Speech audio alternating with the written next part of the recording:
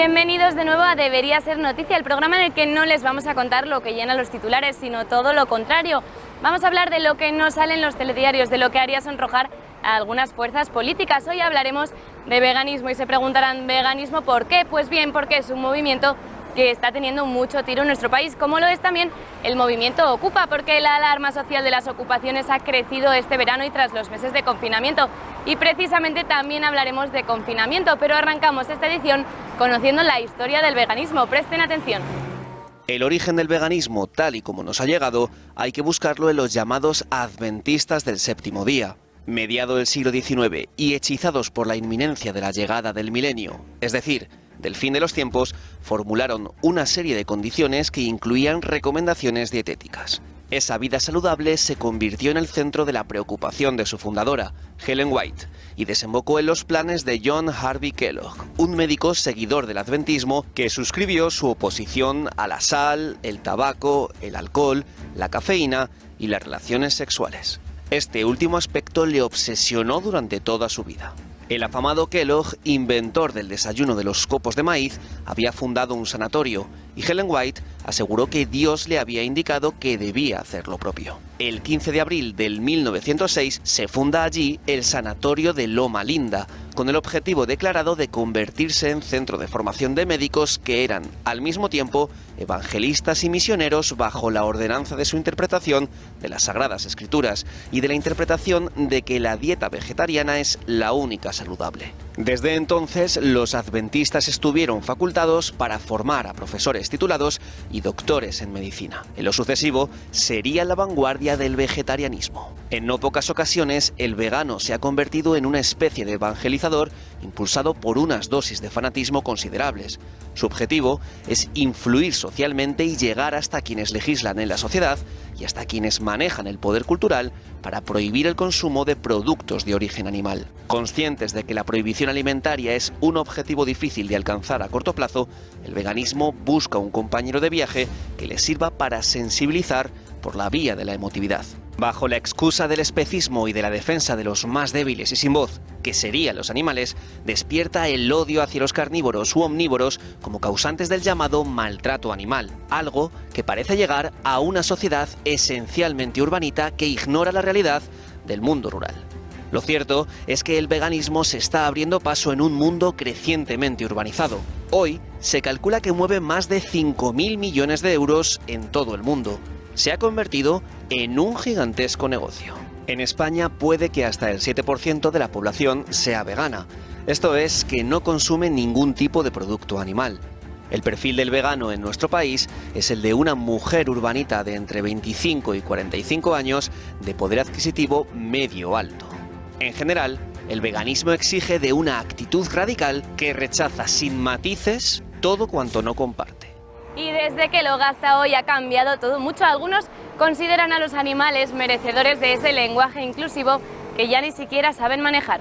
Les veganes que dicen que les vaques, que son personas, telita. Vamos a ello. Este vídeo es grosero y real, la edición es mala y es políticamente incorrecto. Debido a su contenido le recomendamos que no lo vea. Bienvenidos a Libertad de lo que surja. Esto es Coto de Caza Prore, porque las chorradas prores las cazamos al vuelo. Y vamos a ver un vídeo de les veganes, porque han sacado material nuevo. Y es que cada vez que sacan algo así de gordo, un montón de gente me dice, por favor, es que esto me estoy obligado. Es que me veo obligado a tener que comentar estas cosas, porque no veas la de gente que viene aquí a decirme de todo. Y vamos a ver, vamos a comentar porque...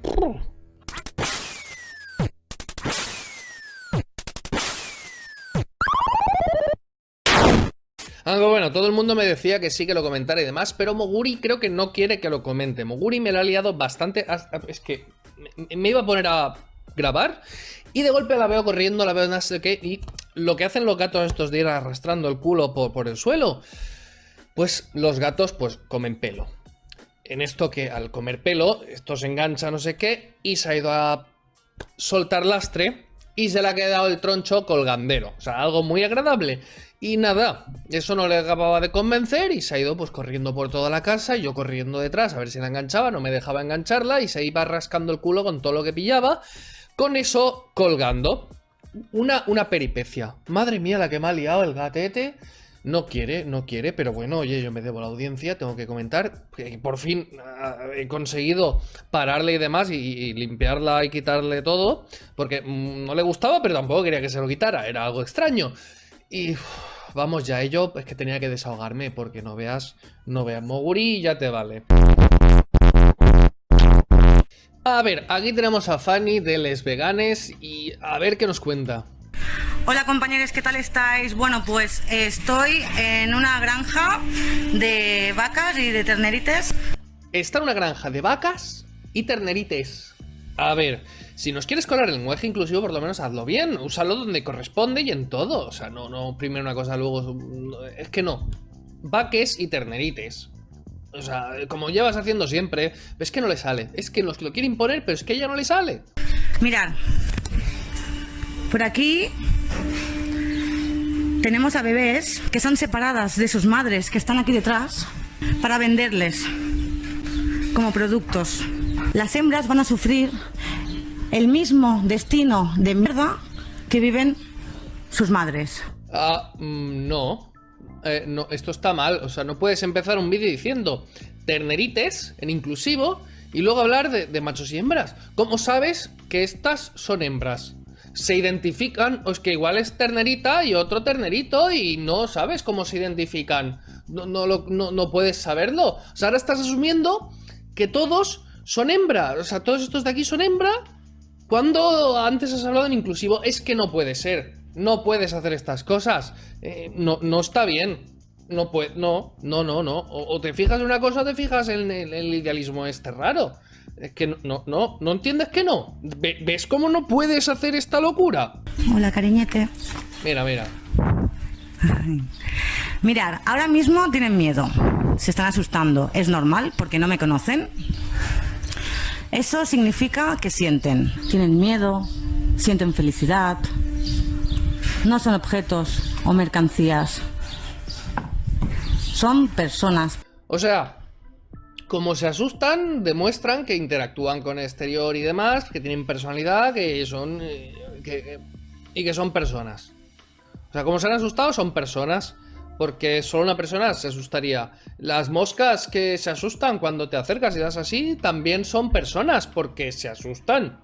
Oye, sí, todo muy correcto, de verdad, lo veo muy bien. Las tres son diferentes, cada una tiene su personalidad. Ojito, porque como tienen personalidad, pues son personas. Vaya, no encuentro fallas en su lógica. Ya iremos a esto más adelante. No es justo porque queramos alimentarnos. Ojito que dice, tenemos que alimentar... Ay, no tenemos. Uy, que se me escapa. Queremos alimentarnos. Bueno. De una cierta forma, otras sufren y otras son ellas. Ahora preparaos para lo que viene. Después de haber dicho machos y hembras y demás... Ojito... Ellas... Bueno. Sienten igual que los perres y los gatos que tenemos en nuestros hogares. Y ahora, ojito, ahora vamos a la parte dura, a la parte seria, madre mía. Y lo repito, los animales son personas, porque tienen personalidad. Ojito, si tienen personalidad ya son personas. Según el diccionario, pues persona es individuo de la especie humana y ya. O sea, déjate, no significa tener personalidad ni nada. O sea, simplemente individuo de la especie humana. Punto. Y si nos vamos a la etimología de persona, persona era la máscara que usaban los griegos en el teatro. Como estaban lejos y tal, no era fácil ver la expresividad de las caras y demás. Entonces lo que hacían era ponerse unas máscaras que representaban las emociones y así proyectaban más esto, proyectaban todo lo que estaban haciendo y demás y tenían el espacio para la boca. Y entonces esto era persona, para sonar, para transmitir todo esto. Entonces la persona es la imagen esta que mostramos. El concepto de persona se empezó a utilizar para referirnos a la parte fuera de la naturaleza, es decir, la sociabilización entre nosotros que nos sacaría de la naturaleza humana. Es decir, el comportamiento que tenemos para con los demás y cómo relacionarnos con los demás y lo que queremos mostrar a los demás. Eso, pues una vaca tampoco creo que lo tenga demasiado. O sea, no creo que diga, bueno, me voy a comportar de esta manera, me voy a hacer tal, no sé, simplemente pues va lo que va y punto. O sea, déjate de locuras de estas. Así que difícilmente una vaca va a ser una persona. O sea, por lo de no ser humano y demás. Tienen raciocinio. Y cada una de ellas es diferente. Hombre, raciocinio. pues no sé yo, que al final van a querer que voten. O sea, es que lo veo. O sea, con tal de que gane Pacma, igual montan eso de no, que voten les animales y así, pues a ver si rascan un poquito. Aunque viendo el votante medio, igual no ha cambiado tanto la cosa, ¿eh? A lo mejor una es más cariñosa, a lo mejor una es más miedosa.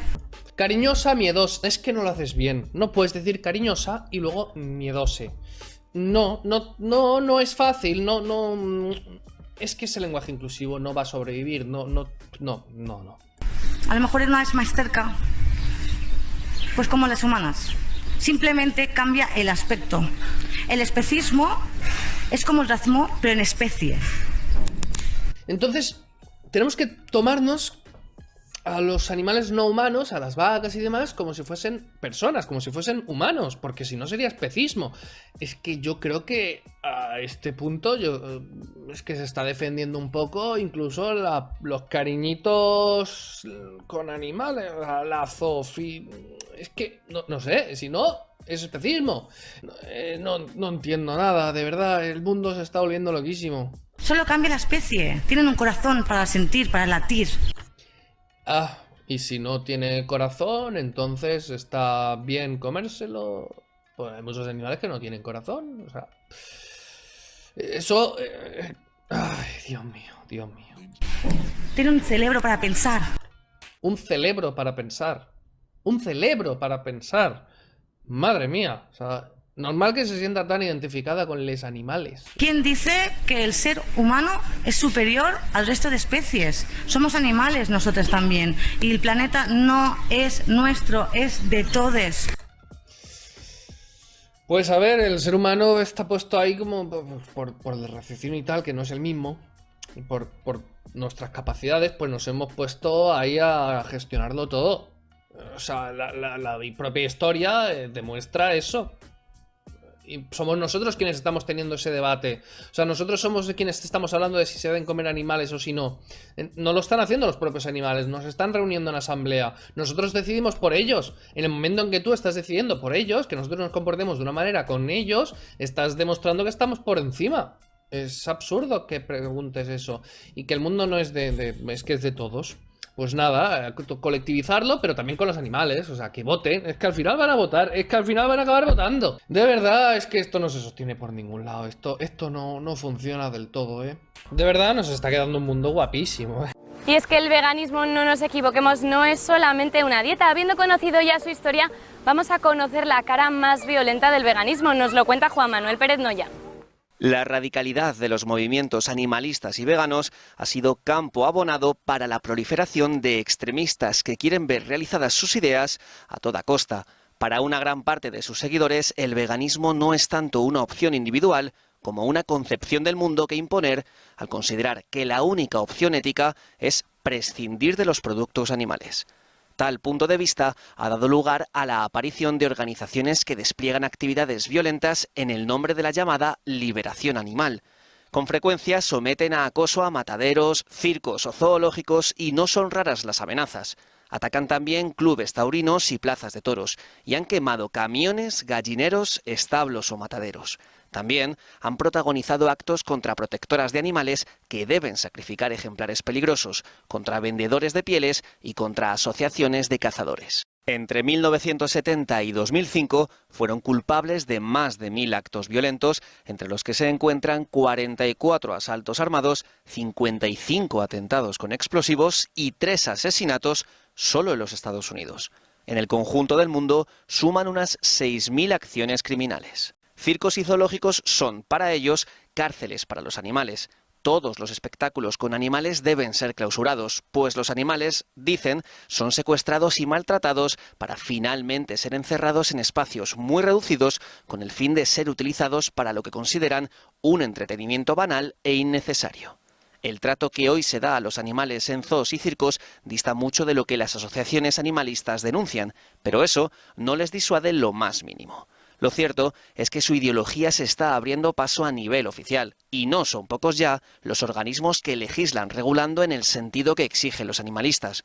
En varios municipios, entre ellos Madrid, se prohibió el uso de animales salvajes en los circos.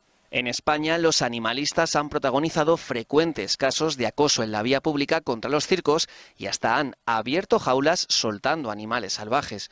En una ocasión, al menos, trataron de abrir el recinto de los tigres y leones, algo que estuvieron a punto de conseguir, y permitir que los animales deambularan por las calles. De hecho, lo consiguieron con unos toros. En otra ocasión, agredieron a un domador hasta dejarlo inconsciente y se encadenaron para no dejar pasar al público, además de destrozar caravanas de los trabajadores del circo. Estaban realizando las pintadas en el tráiler de la publicidad, donde nos llaman esclavistas. Yo intenté con el móvil grabar para luego poder denunciarlo y en ese momento 4 personas se echaron encima mío, golpeándome, diciendo que esto me pasa por esclavista y se llevaron mi teléfono. Los animalistas no son unos meros amantes de los animales como a veces se pretende, sino que defienden posiciones ideológicas perfectamente caracterizadas. Así, el principal partido animalista de España asume un mensaje feminista y progres sin disimulo, lo que es compartido por los animalistas de otras partes del mundo. Algo que, por otro lado, pone de manifiesto cuáles son sus raíces filosóficas e ideológicas.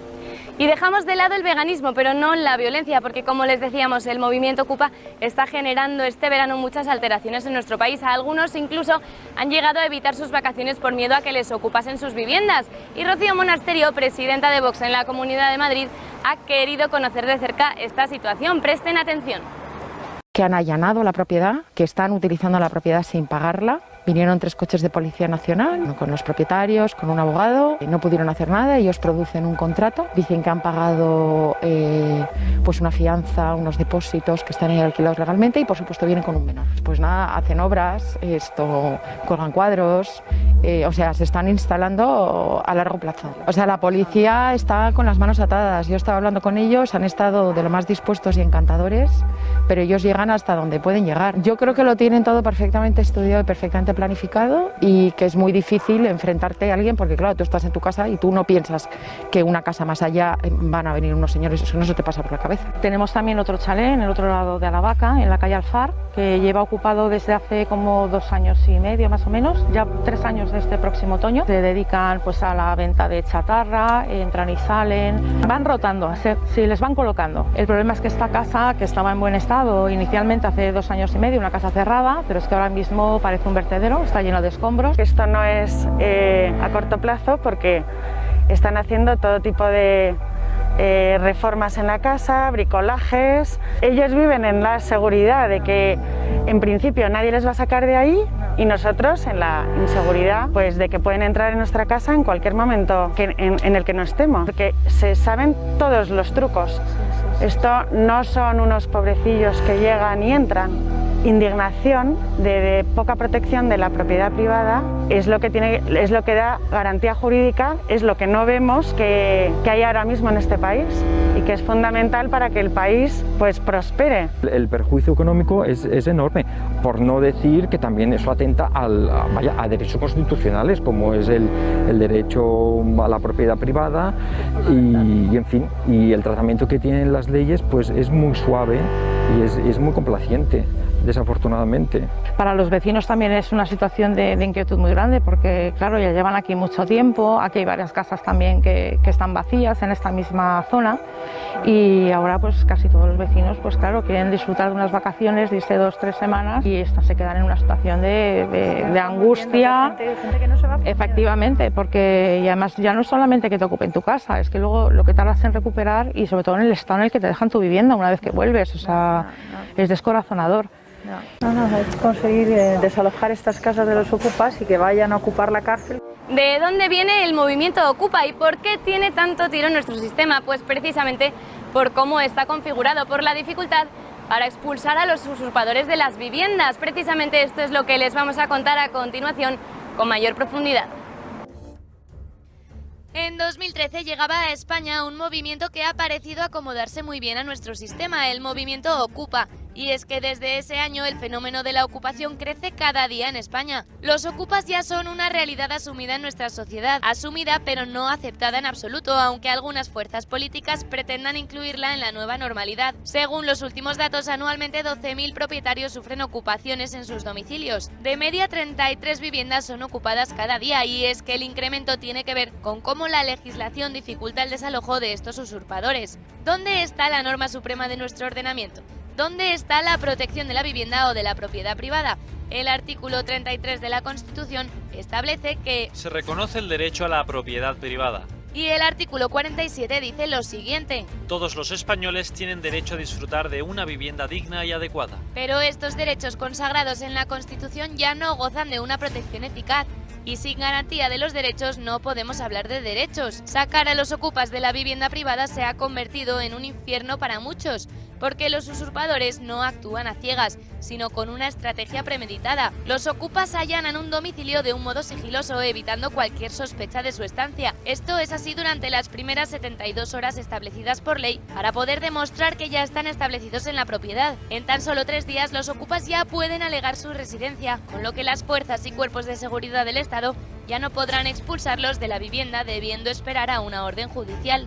Los inquilinos ilegales de viviendas emplean todo tipo de técnicas dilatorias, como la rebeldía en un procedimiento judicial o evitar que se les identifique, falsificar documentos e incluso establecerse con un menor para alegar una eximente de estado de necesidad y dificultar así la expulsión. A todo ello hay que sumarle el colapso de los juzgados en nuestro país, que dilata los procesos judiciales.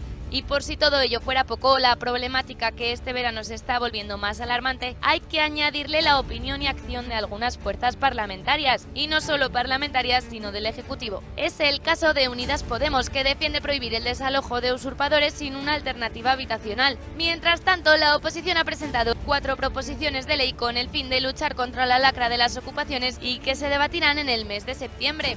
Pero si el poder legislativo está más dividido en este sentido, la sociedad española no lo está. Según un sondeo del pasado mes de enero, un 92,8% de los españoles endurecería las penas contra los ocupas. Y sin embargo, juzgados como el Juzgado de Instrucción número 5 de Alicante van en la dirección opuesta. Una pareja de ocupas fue condenada a pagar 540 euros de multa por instalarse durante 2 años con sus 2 hijos en una vivienda de lujo. Con tan laxo régimen de sanciones, tras los meses de confinamiento, la tasa de ocupación ha aumentado un 300%. Alarma social, y mientras tanto España sigue siendo el paraíso de los ocupas.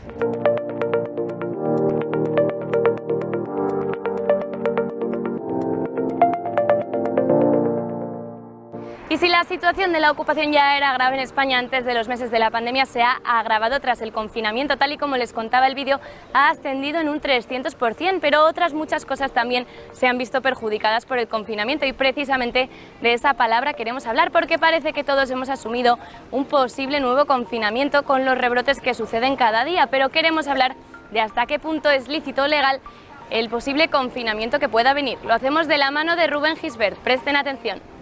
Bienvenidos a la Guarida del Zorro. Bueno, hoy tenemos un programa especial con el abogado que ya muchos conocéis, Pedro Manuel González, procesalista, abogado y jurista, autor del libro La justicia en el estado de partidos. ¿Qué tal, Pedro? ¿Cómo estás? Encantado de estar contigo, Rubén, como siempre. Pues bueno, hoy vamos a tratar el tema que ya estamos viendo por el tema de los rebrotes, etcétera, del confinamiento en comunidades autónomas y municipios, tanto a nivel autonómico como regional, que se está planteando con toda la alegría, con toda la tranquilidad, y bueno, cómo esto realmente en la técnica jurídica y sobre todo a nivel sustantivo y sustancial, yo lo considero un aspecto muy preocupante, porque parece ser que a los ciudadanos no les importa y por lo tanto los políticos ven manga ancha para poder atentar y para poder saltarse todas las garantías de lo que son los derechos más elementales de las personas, que son los derechos fundamentales, tal como después del derecho a la vida yo creo que es el derecho de la libre circulación de personas, de que puedas ir libremente donde quieras, simplemente pues dentro del territorio al cual tú perteneces, incluso los que tengan convenio con la nación a la que perteneces, etcétera, etcétera. En fin, si quieres, ¿cómo ves tú este tema? Bueno, pues mira, yo creo que la última vez que hablamos tú y yo de esto, lo que estábamos diciendo es que estábamos ante un estado de excepción bajo la formalidad de estado de alarma. Y ahora estamos en el juego de muñecas rusas, en la siguiente muñeca rusa más pequeñita dentro de la grande, que es que cuando hayamos superado el estado de alarma, las comunidades autónomas, bajo decretos, leyes de las comunidades autónomas, lo que pretenden es justificar un estado de alarma, ¿no? Es como las matrioscas, ¿no? Una dentro de la otra. Antes era un estado de alarma de excepción que no cabía dentro del estado de alarma, y ahora hay unos decretos, leyes autonómicos que en este caso sí que justificarían, o si existe el fundamento material, la declaración de un estado de alarma, pero que nunca jamás un organismo autónomo, una comunidad autónoma o ningún municipio pueden llegar a decretar. Para eso estaría el estado de alarma, que precisamente es lo que refiere, no el confinamiento, sino la limitación de cierta libertad deambulatoria para zonas concretas, ¿no? Que era para lo que inicialmente está pensado el estado de alarma, pero no se utilizó. Entonces, claro, como en aquellas estábamos a lo más y sobrepasando la norma, pues seguimos sobrepasando la norma, pero en otro nivel competencial distinto. Así se lo ha dicho ya a Torra, por ejemplo, un juez de instrucción en Lérida, ¿no? Bueno, si quieres vamos por partes. Lo primero, nosotros cuando se decretó todo el tema este de todo el mundo encerrado en casa, en todo el territorio y tal, nosotros ya avisamos que según la ley 4 de 1981, que regula el estado de alarma, excepción y sitio, lo que se está haciendo era un estado de excepción, porque evidentemente lo que acabas de decir, el estado de alarma sí que se permite o sí que está contemplado para articularse, para ejecutarse sobre brotes regionales, concretos, pero bajo ningún concepto se puede hacer extensivo en todo el territorio nacional, porque eso es la suspensión de facto del derecho fundamental de todos los españoles de la libre circulación de personas, y solo se puede hacer por el artículo 20 de la ley que he citado, previo acuerdo y previo permiso del Congreso de los Diputados y en este caso de la Cámara Legislativa, que es la que en teoría, aunque sea una ficción en España, representa a todos los ciudadanos españoles, ¿no? Y sin embargo ahora lo que se está haciendo es aplicar, o sea, lo que en su momento fue el estado de excepción bajo el nombre de estado de alarma, ahora lo que se pretende es efectivamente un estado de alarma, pero en vez de aplicarlo quien tiene que hacerlo, que es el gobierno, directamente lo está delegando en las comunidades autónomas, que como bien acabas de decir, no tienen ninguna competencia para ello. Y lo fundamental y que me gustaría tratar contigo: ¿por qué las comunidades autónomas no deben, no es que no puedan, es que no deben inmiscuirse ni limitar derecho fundamental alguno, tal como el derecho de libre circulación de personas? En primer lugar, porque no tienen competencia para ello, y porque afectan a derechos fundamentales que deben ser tratados a través de ley orgánica. Esto es así. Entonces, las comunidades autónomas lo que tendrían son competencias, por ejemplo, en comercio. Una comunidad autónoma puede utilizar su competencia de comercio para regular determinados horarios de actividades, por ejemplo, el ocio nocturno o lo que sea, donde haya aglomeraciones y por razones de salud pública. Eso sí, pero limitar la deambulación y como he escuchado yo, a un confinamiento, eso es una aberración jurídica. Claro, es que, bueno, yo lo que entiendo es que si a los presidentes autonómicos les damos esa facultad, les estamos dando prácticamente el reconocimiento de presidentes de un estado propio capaces de regular los derechos fundamentales de ese territorio. Claro, pero eso no como puede ser un estado en Estados Unidos. Y eso es exactamente lo que ha hecho el señor Torra, como bien estabas apuntando al principio, donde sí que hay, de facto, yo considero un delito de prevaricación, y yo considero que aunque no haya documentación para ello, también existe el delito de rebelión, aunque no se haya perfeccionado documentalmente. Mira, fíjate aún, si es que tanto que hablan del Estado federal y tal, bueno, pues esta gente como no sabe ni la diferencia entre un Estado federal y confederal, es que ni siquiera un Estado federal podría hacer esto, porque la diferencia fundamental entre un Estado federal y un confederal es las competencias residuales. En un Estado federal, lo que no está legislado por el Estado por el Estado concreto pertenece a la Federación. Sin embargo, en el Estado confederal es al revés, ¿no? Lo que no está expresamente regulado y atribuido de competencia pertenece al Estado confederado. O sea, que llegaríamos todavía más lejos. Ya no es que sea un Estado autonómico, ni siquiera un federal. Lo que se estaría actuando es, de facto, bajo un Estado confederal. Fíjate tú hasta dónde hemos llegado ahí. Claro, la rebelión, yo a día de hoy entiendo que no hay rebelión. Lo que hay es un delito de prevaricación si continúan así, porque ya ha habido resoluciones judiciales expresas que han hecho una interpretación de la ley y que no han sido recurridas por esos mismos órganos autonómicos que han sometido a la justicia la consideración de este aspecto. Ahora, si el día de mañana salen los Mossos de Escuadra con pistolas a la calle para impedir por la fuerza que la gente circule libremente, saltándose a la torera las órdenes judiciales, entonces ahí sí que estaríamos en una rebelión. A día de hoy, yo creo que estaríamos, si eso da ese paso adelante, son un delito de prevaricación. Sí, y además hablamos sobre el tema de que, bueno, que el señor Torra no era tonto y esta gente no era tonta, sino que lo habían hecho sabiendo perfectamente la línea que estaban bordeando y sabiendo exactamente lo que estaban... Y en la declaración del propio Torra, él incluso lo decía, ¿no? De hecho, en aquella declaración se ocupó mucho en aquel momento de decir y recalcar que él no había dado órdenes a los Mossos de Escuadra de que incumplieran la orden judicial. Y lo decía cada declaración que tenía, porque sabía que ese era el kit de la cuestión. Claro. De hecho, yo hoy he leído también en la prensa que dice que Torra advierte con el confinamiento en 10 días, si no el gobierno no toma cartas en el asunto y lo acuerda el gobierno central. Pero luego cuando lees la noticia no dice la palabra clave ni que ordenará el confinamiento. No, lo dice ahí con tal, y luego el periodista interpreta aquello. Pero no lo dice, no, yo creo que sí que están convenientemente asesorados para no ir a la cárcel, vamos. Claro. Hombre, yo entiendo perfectamente tu punto de vista, lo que pasa es que desde el punto de vista civil, donde rige el principio dispositivo y el de acuerdo entre las partes, pero en el derecho penal, donde lo preeminente es los hechos y el factum, en el momento en el que un ciudadano de Lugo, Cádiz o Valencia quiera ir a Lérida y no pueda, o se dé media vuelta porque un Mosso de Escuadra le dice o le aconseja con un arma en el cinto que mejor no vaya, para mí eso sí que perfecciona el delito de rebelión, aunque evidentemente, y entiendo perfectamente lo que tú dices, no haya una resolución expresa del señor Torra que dé la orden a los Mossos de Escuadra de prohibir la circulación. Pero estamos en lo mismo y en lo que quiero que, digamos, desarrollemos, que es que el hecho de que el señor Torra confine Lérida, o el alcalde del pueblo que sea, o el de la comunidad, o de Murcia, o la comunidad autónoma que sea, declare o cierre o confine una parte del territorio nacional, no afecta solamente a los ciudadanos de ese territorio, afecta al conjunto de la nación. Evidentemente, pero bueno, igual que tú has dicho esos dos principios del derecho que son importantísimos, en el derecho penal hay un principio que sí que es capital y que no se nos puede olvidar, que es el principio de tipicidad. Exacto.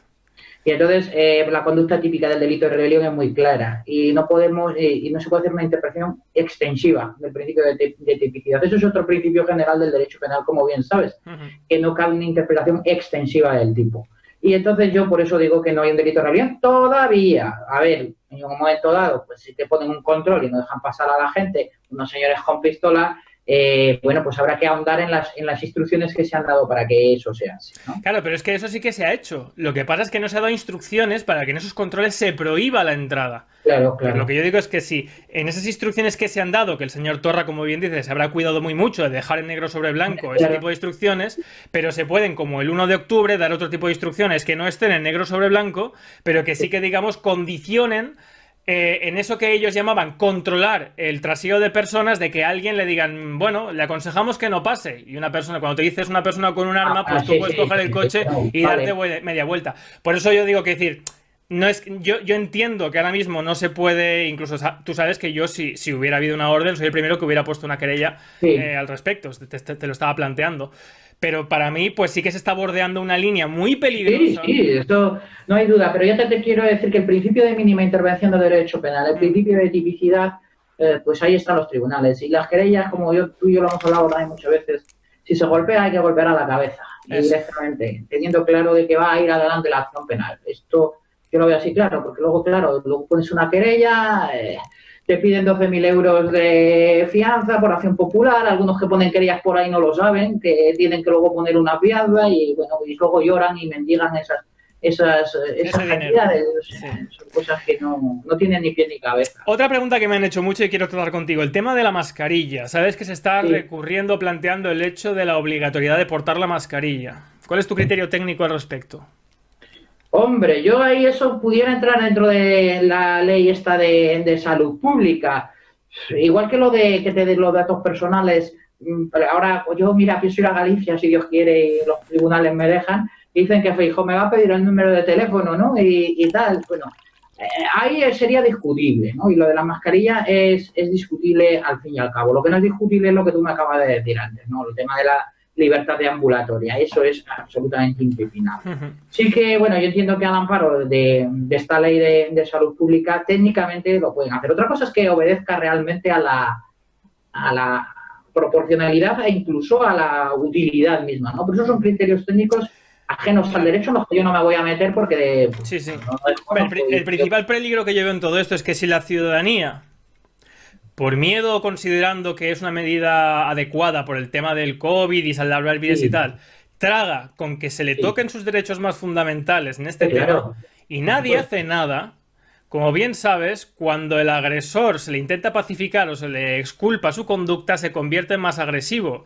Y no hay nada más agresivo que un Estado que en cierto momento, por conveniencia, pueda decir, bueno, pues como no ha pasado nada, pues también decimos que es por seguridad y por salud pública, y se puede recortar y se puede intervenir en derechos fundamentales. Es un fenómeno sociológico muy interesante que se llama indefensión aprendida. Eso es. Y eso efectivamente se corre, claro, los derechos individuales yo entiendo que deben ser defendidos a capa y espada.